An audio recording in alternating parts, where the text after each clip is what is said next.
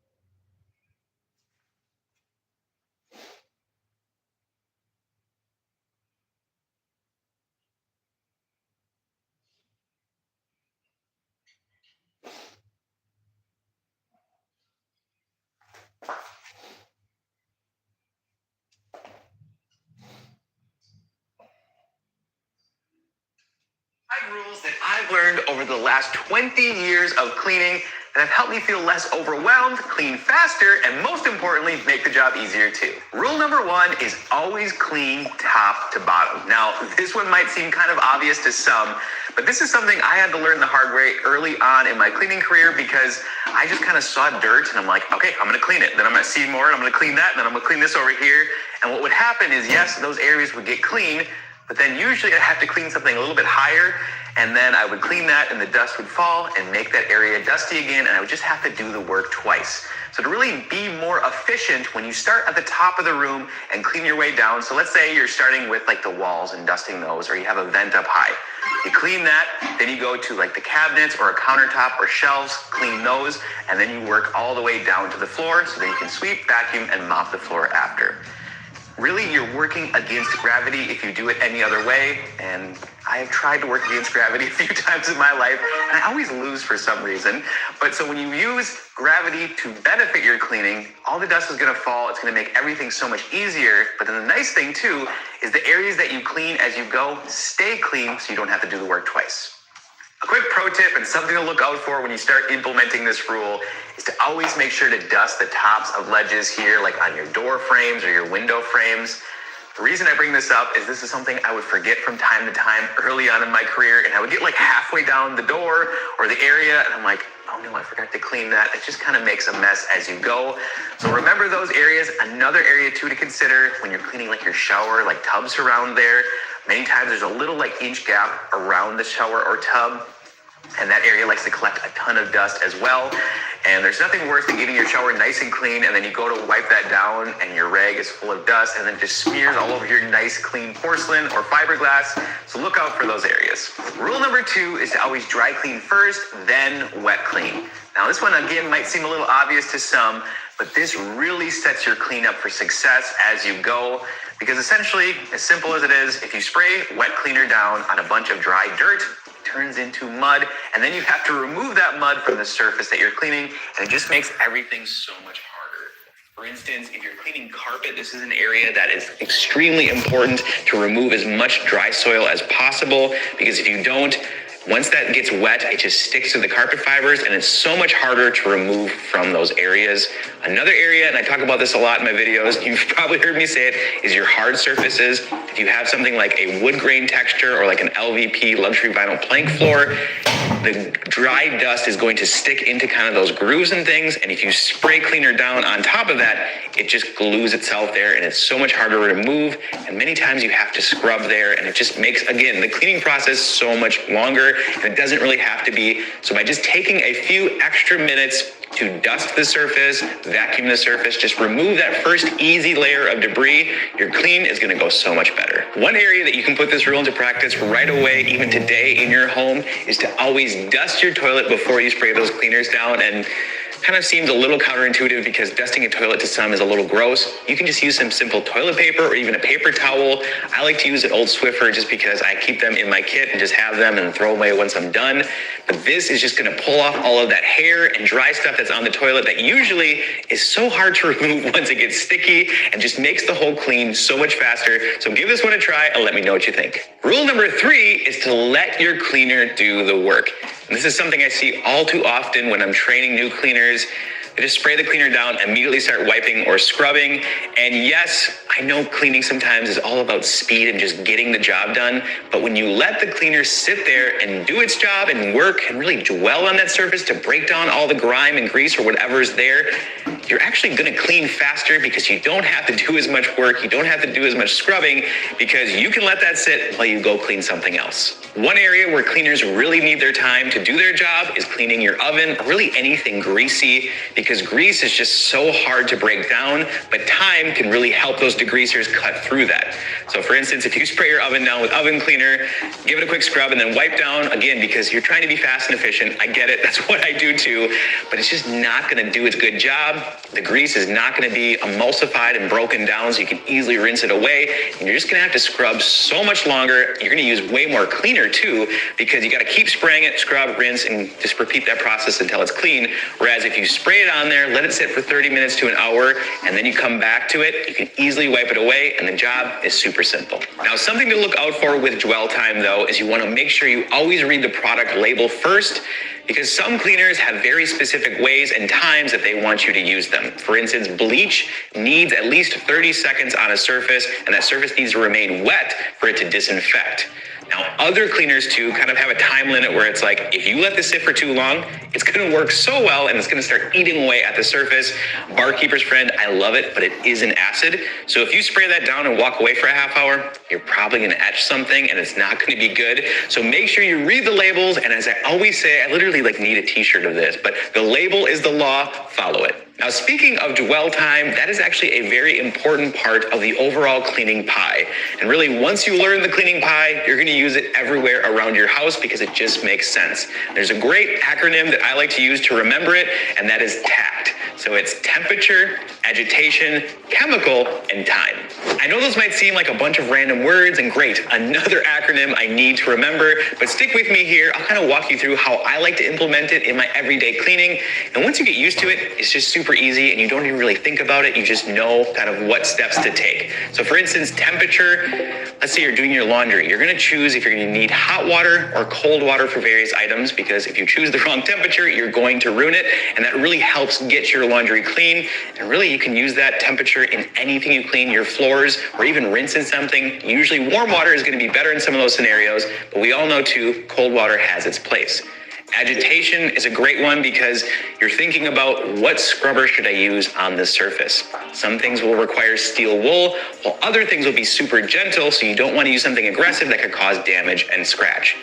Now, chemical is pretty self-explanatory, but you just want to choose the right chemical for what you're cleaning. Not only do you want to choose the right one that's going to break down the grime on the surface, but also you want to choose the right one that won't damage what you're cleaning as well. And time, well, we just talked about that one. Let the cleaner do the work so you don't have to do as much scrubbing. Rule number 4 is to always be cautious with chemicals. Now, obviously you need to use some cleaners to get the job done, but there are a few things I always like to recommend to be as safe as you can. The first is always wear proper PPE or personal protective equipment. You guys know I love to use my green gloves, and that's for a reason. Not only does it protect my hands, but it also protects me against the cleaners that I'm using as well. Now, sometimes when you're using various cleaners, you might even want to step that up a little bit. For instance, with oven cleaner, it's not a bad idea to maybe even wear a mask or safety glasses because it is pretty strong. And another thing along with that is you want to make sure to open up windows or turn a fan on, because good ventilation through the room that you're cleaning is extremely important, because the faster you can get fresh air through the room, the better.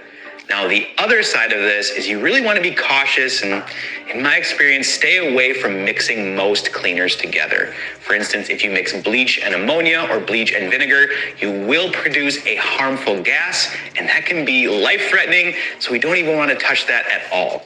There are a few cleaners that I like to mix, like a DIY mix, like vinegar and a little bit of dish soap. But because those are so mild, you're not going to have any issues and you're not going to have any reactions. Now, the other side of mixing cleaners is sometimes people think that, okay, if I mix these two awesome cleaners together, I will make the ultimate cleaner. And many times that really is not the case. Yes, you could produce harmful gases, which is very dangerous. But the other side of that is many times you neutralize your cleaners so they don't work as well. For instance, baking soda and vinegar is a very common hack to mix those together. You see those awesome bubbles, it looks amazing, but really they're just reacting. And once it's done, you have salt water, and that's not really gonna clean anything. So whenever you're using cleaners throughout the day, just remember to be cautious. Rule number 5 is to always test before you clean. And this really comes into play if you're cleaning a new surface or maybe even using a new cleaner, because many times the first time you use it, you're not quite sure how everything is going to react. So I always mention just always test a small inconspicuous area. Maybe if you're cleaning a couch, behind the couch that's against the wall or underneath a cushion. That way you can go through the whole cleaning process and really see, is this going to be good or is it going to be bad? For instance, one time, this still pains me to talk about, but I did not test a couch that I was cleaning for a client. I just looked at it and kind of assumed, yep, everything should be fine. Went through my whole regular cleaning process, it dried, and I totally ruined it. It browned out, it shrunk because there were some natural fibers in there, and I just didn't use the right process because I didn't take a few extra minutes beforehand to do the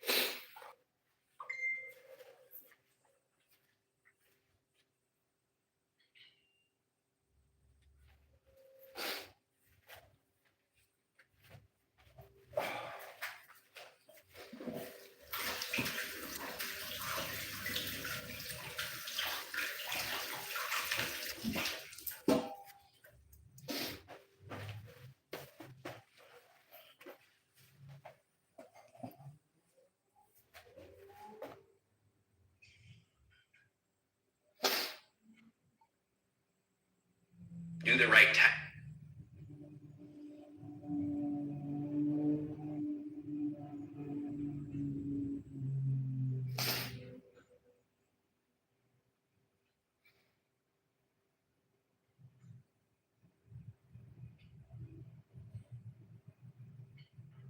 You might feel like your kitchen is always a mess and super hard to keep clean.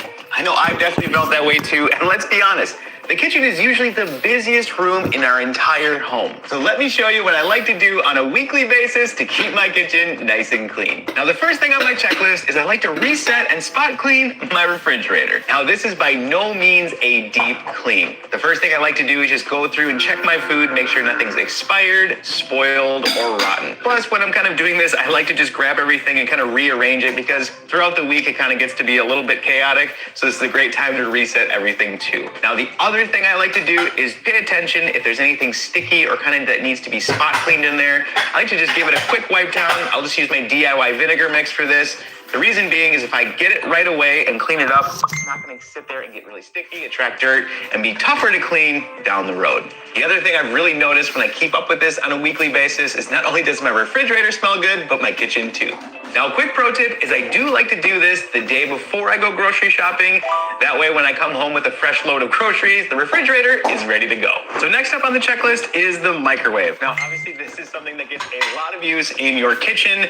And if you're like me, you use it just about every single day. And pretty much all the food you cook in here is going to splatter and leave some sort of grease and grime behind.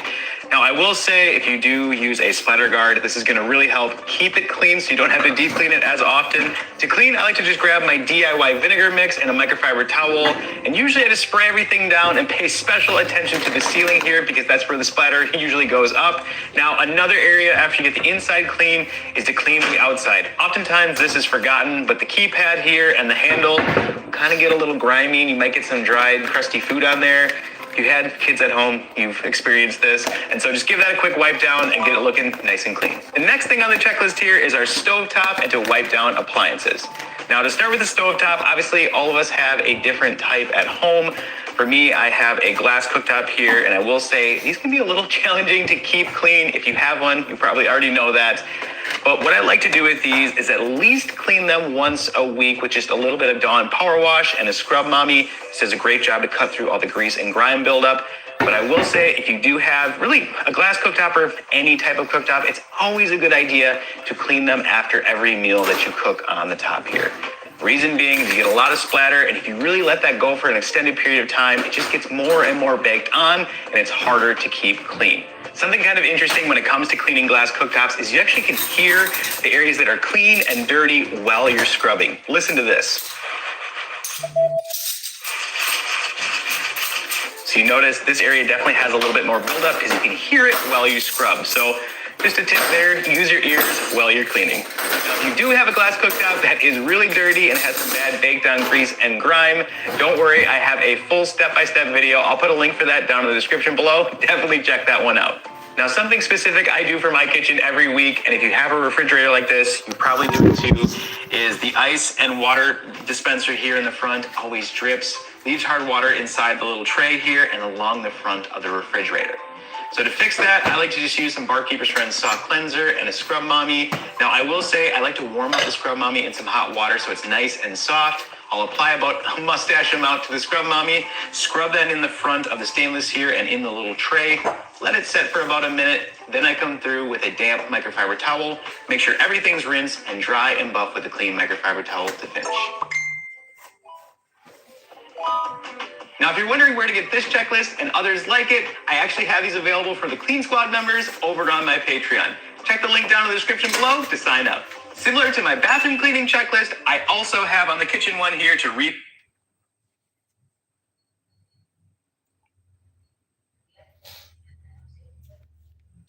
refill soap and replace towels. Now, when it comes to the soap, obviously I make sure the hand soap's all nice and stocked, but I also make sure all my dishwashing soaps are ready to go. That way I have them when I need them. The other nice thing too about replacing your towels is just over time, it seems like they kind of get a little stinky, a little musty in your kitchen. So fresh towels even helps the area smell better. The next thing on the list here is to wipe down the countertops and spot clean the cabinets. Now, in my house, I do usually wipe down the countertops at least once a day, usually after dinner. But I do like to come through once a week and make sure to move everything out, spray down some cleaner, and wipe them all down. That way I'm getting kind of every square inch, and I'm not leaving any crumbs or anything that might build up behind. Now, these are quartz, so I like to use just a little bit of Dawn and some water in a spray bottle just to be extra safe. That way I'm not going to cause any damage. But the all-purpose cleaner you use at home might be a little different depending on what type of countertop you have. The reason I have spot clean cabinets on here is, like I mentioned with the microwave, if you have kids, sometimes there can be fingerprints and things, especially if you have white. I love the look of white cabinets, but boy, are they hard to keep clean. So just while I'm wiping down the countertops, I'll come through with that same mix of just a little bit of Dawn and water and just kind of wipe down those high touch areas, look for any fingerprints, and make sure there's nothing left behind. The next thing on the checklist is to clean the kitchen sink. And I gotta be real, this is usually my favorite job after cleaning the kitchen just because it's so satisfying and I kind of feel like it's a little zen just kind of scrubbing there, and you kind of can look out and enjoy all the things you just cleaned in your kitchen. Now to do this, I like to use just a little bit of Dawn Power Wash first. That gets rid of kind of all the grease and grime that kind of builds up on your sink. And then I come through with some Barkeeper's Friends Soft Cleanser, scrub that in really well. That's gonna get rid of all the hard water, give everything a good rinse. And the pro tip is to always come through with a dry, clean microfiber cloth to really buff and shine the surface. Now, if you have a black composite sink like me, I do recommend coming through with some mineral oil after a good deep clean. That way you can oil the sink and it really brings out the shine. The last thing on the list is to clean.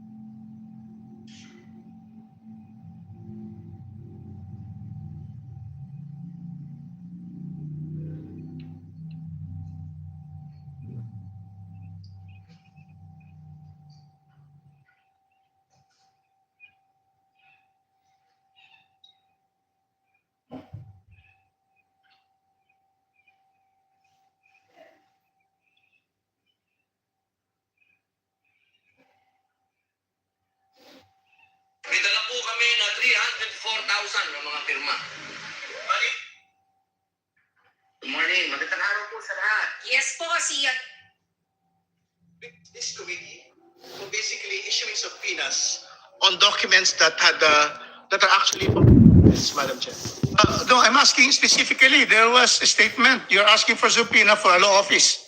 Yes, because our assumption is that this is an incorporated law office because it was stated as one of the business interests of the Vice President in her SALM. Aware of the privilege communication between lawyers and client. This will exactly violate the provision of privilege. You cannot subpoena law firms for representing a person either accused or in impeachment cases. How can we subpoena a law firm for acting as a lawyer for the Vice President? Can you give us a reason why we should subpoena law firms under the rules of court and under the Code of Professional Responsibility? They cannot subpoena records of a law firm. Sure, court records or communications between clients and the lawyers are absolutely privileged communications. But if this particular law firm is an incorporated entity within the Securities and Exchange Commission and has been submitting annual audited financial statements year after year and general information sheets, I don't think we are precluded as a committee, as an impeachment proceeding, from requesting these particular documents. We are not talking about conversations between the clients of Duterte Carpio or Carpio lawyers. We are talking about their financial output year on year. And to be clear, this is precisely the justification of supporters of the Vice President as to why her income, her net worth, had ballooned to 88 million as against a computed cumulative salary of 30 to 40 million pesos. So I don't think there is reason to, in fact, object to getting all of these financial documents, whether from a corporation or whether from a law firm that is supposedly registered in the Securities and Exchange Commission. Madam Chair, May I call the Honorable Joke? perhaps it would be more prudent if we could have the motion of Representative Ridon in writing so that we can consider all the angles and the aspects to that request. I think that we would need to tread carefully when it comes to these matters, especially given the points raised by Representative Rodriguez. Motion, hearing suspended.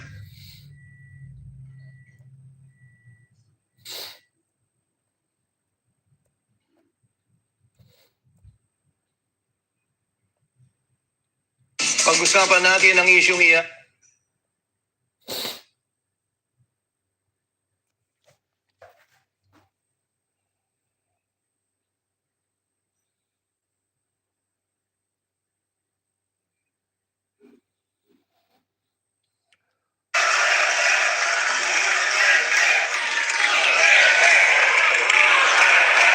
Dilima, maganda Mr. Duterte.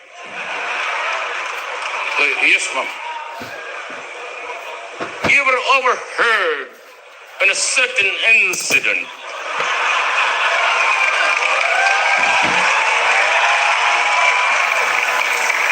But you threatened a certain Alfredo Mendoza. Kala mo na sa simbahan ka nag-echo eh.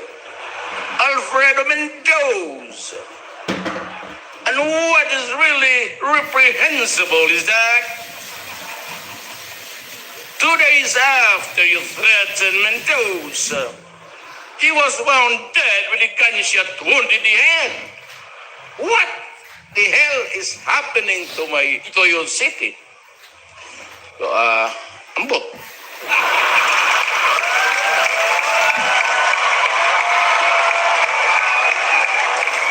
Ambot is, ewan ko, ambot sa langaw. Well, anyway, trabaho niya yan. And I said, ma'am, if you have the goods on me, if you think that the proof would be enough to prosecute me, file the case in court. I'd be happy to see you there. One word, Mayor, ang inyong isasagot sa aming mga katanungan. Yes, sir. May mga pangalan ng tao, may mga ako na una magbe-boy na mano, Mayor Duterte, Secretary Leila de Lima. Like chain of Tarzan. One word, Jade. Okay. Si Inday, Sara Duterte. Rebellious. Eta Rosales. Old age. Nasagot niya na yung kay GMA, eh, no? So, yung susunod na. Okay. Davidson Bangayan ho, alias David Tan. Wanted in my list. Senator Bongbong Marcos. Good guy. Senator Alan Peter Cayetano. One word, Gentleman. Pope Francis. Near God. Mar Rojas. Near disaster. Prospero Nograles, sir. 2 words din. Retired. Paano? Near disaster? 2 words, near disaster. Bakit Mar Rojas near disaster? Mahilig na siya magpunta doon sa mga disaster. Sige lang. Malapit. Senator Miriam. More than qualified. One word nga. Naging 3 words. Brilliant. Okay. Wait, teka. Cheese Escudero. Not so brilliant. One word. Okay. Well, Friend. Okay. Pinoy. friend. Pinoy. friend. Friend. Si Pinoy, friend. Number 2 ka rin. Wait, teka. Grace po. Beautiful. Mayor, isa pang tanong ako. Karen Davila. Anak ng... Ano yun? Teka lang. I'm taking this personally. Ano ibig sabihin? One word. If only I did not bring my wife here. Walang ganun, sir. Oh, One word. delicious. Teka lang, alam mo, hindi ko alam kung maiinsulto ako, matatawa. Bakit ka na delicious? Number 2 na Hindi namang smart. Ayaw niya eh. Ayaw niya ng smart. Sige, biro lang to, ha? Alam naman ng Pilipinas. Number 2 na. Alam ng Pilipinas, smart ka. Lagi. Delicious. Ang paborito ko nga, sasagutin mo lang. Yan. Ang paborito kong almusal. Tosino. Crush ninyong artista Yan. na Pilipina. Wala ako. Wala akong alam. Kilala sa kanila. Wala? Kay Karen lang Karen muna lang ako. talaga. May kare na lang muna. Gana lang.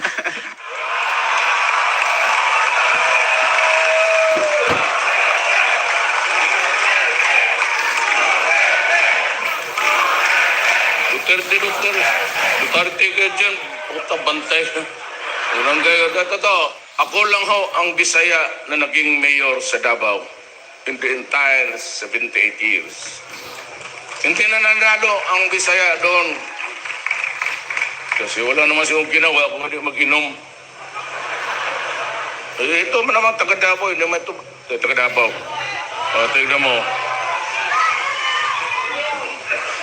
Ba't ka nandito? Nag-hold up kayo?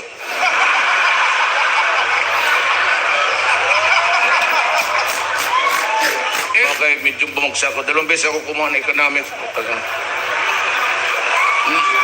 Ordinaryo lang ako eh. Hindi naman ako valedictorian. Ako 7 years ako sa high school. Kayo dito, hindi pa kayo nakatapos, no?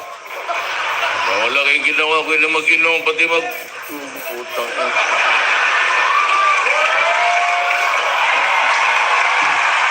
So if you were going to retire, is what you're saying, Yes. which we can't seem to see yet. But if you're going to retire, what are you going to do next?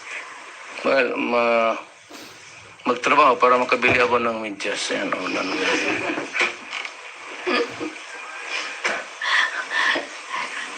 Mayor Duterte.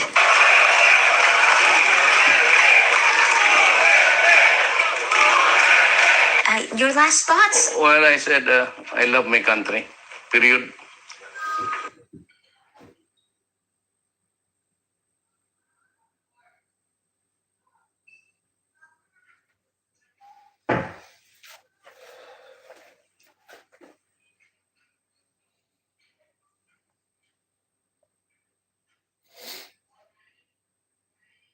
sa 16th annual meeting of the Valday Discussion Club sa lugar ng Sochi City, Russia.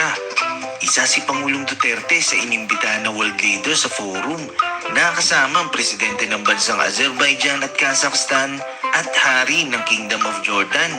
Present din ang Russian President na si Vladimir Putin bilang leader of the host nation. Ang tema ng Open Forum ay tungkol sa The World Order Seen from the East. Ito ang kauna-unahang pagkakataon sa kasaysayan na inimbitahan ng Presidente ng Pilipinas sa Valday Discussion Club para mag-participate sa annual forum. Ngayon, panoorin natin ang ilang bahagi ng session na ito na kung saan seryosong pinakikinggan ng Pangulong Duterte, ni President Putin at ng mga world leaders at maging ang mga Russian businessman na audience na dumalo sa nasabing event. Meron din tagpo na tuwang-tuwa si President Putin at ang mga audience sa pagiging kwela ni Pangulong Duterte.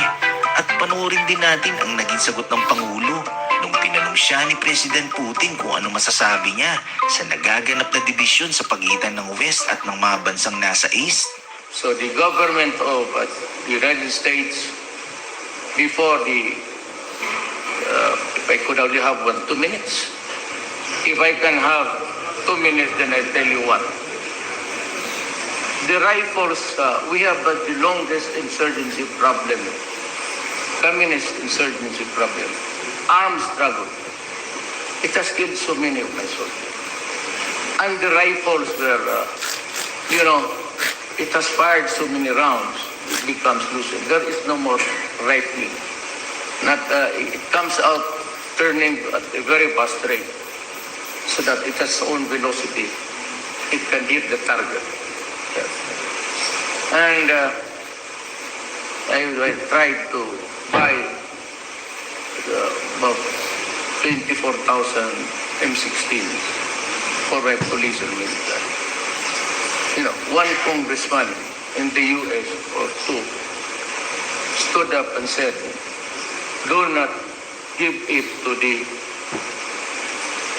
Philippines, especially to the mayor, because he will use those rifles to kill his own Filipino citizen. And that is really funny. And I would ask US Congress, kindly educate yourself first. You have the CIA. Yeah, they're around. Even here right now, the CIA is listening to us. I am sure they're getting the message up there with the, kindly be kind to your fellow men. Before you condemn, investigate. And allow us, before you come up with this result, allow us the right to be heard. It is a God-given right to any person. Whether you live in autocracy or tyranny, every person has the right to be heard. And you know, human right. The United States did not send me. They stopped the rifles at the time when the rebellion in Marawi was approved. I was here, scheduled to have a series of meetings about trade and commerce. But on the day, I just stayed there for 6 hours. And I'm thankful that President Putin came all the way from somewhere to fly just to be in Moscow to talk to him before I took off. It took us about 5 months to quell the rebellion. And it was only when China and Russia gave us the very well-made guns. I tried to buy helicopters. And I was looking around South Korea and Russia and Israel. They said, no, you cannot. You buy from us. So Bell Helicopter Canada offered me 10, but with a condition that I cannot use it against my own citizens. I said, look, stupid. I am buying these helicopters because they are killing the people, the rebels, and my military men, and my police. And you sell me a helicopter with the condition that I cannot place armaments, only for transport of dead soldiers. So a wounded soldier, and for humanitarian reasons.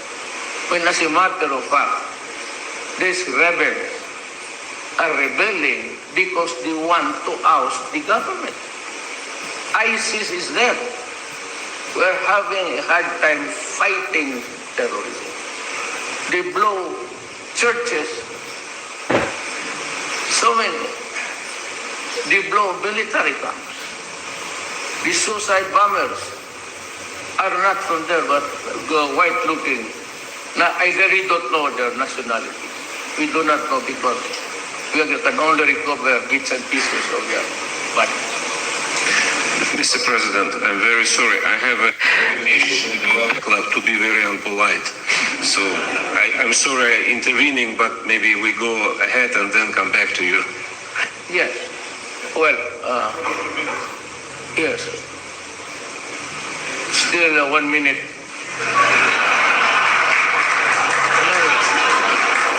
I will end up by saying that, well, this has been the issue in the Philippines. That they have a president as a model. I assure you. I have a religion. And they say that, well, bishops and all of this will attack me. And I said, your religion is not. I have my own God.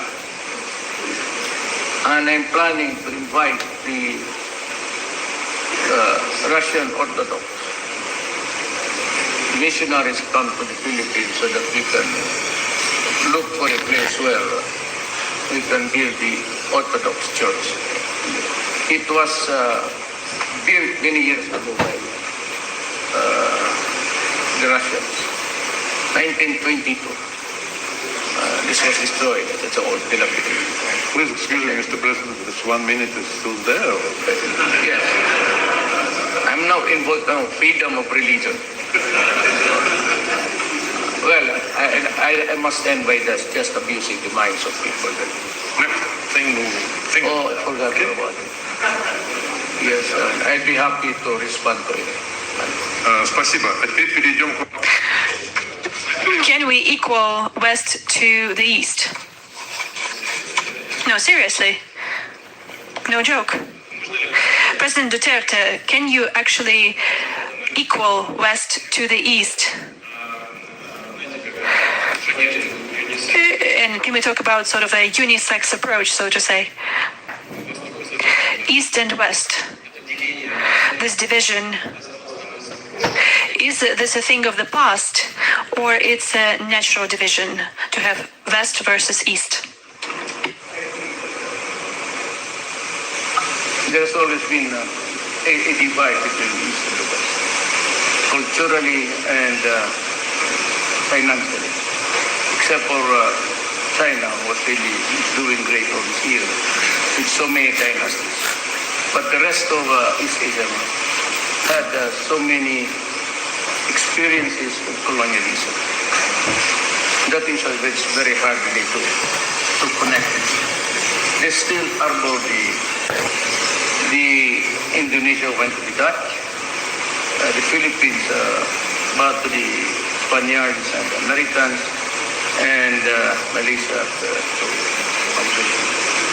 So any attempt that could force or persuade even a nation for them to adopt the Western ways is always suspect. And that's the problem. So there has to be a more social intercourse, and this should not only be limited to diplomatic levels, but in terms of exchanges among people. And maybe allowing a certain amount of the East Asia to visit other studies, other nations. In terms of loyalty, it's also very hard now to fathom where they are or where the Philippines is. I am charting a new course, not really separate from America, but more of the colonial vestiges of the practice of the diplomacy. Where we go, right after the independence in 1947, we have always been guided towards the what policies. And for the longest time, we never had any concrete relation between Russia and the Eastern Bloc at that time, because they were pictured to be the enemy of democracy. And democracy then, to the Western world, was their monopoly. And that the rest of the world were proletarian or ruled by despots and tyrants. And that has been the food for thought even among children. There's always the USIS, it's a library, and everybody attended there, and you can see all the propaganda. Maybe the next generation will. I am the last baby of my generation. I was born in 1945. Practically, but still, the practice of the Western ways are still there. But intellectually, maybe educationally, it would take time. It is hard for the Filipinos to understand that there's no such thing as a non-democratic government in the Eastern Europe at that time. It was always an American propaganda against nothing for the West. So it was not only after Berlin was liberated, so to speak, and that there was exchange of ideas now from Germany. But it's not enough. It's not enough.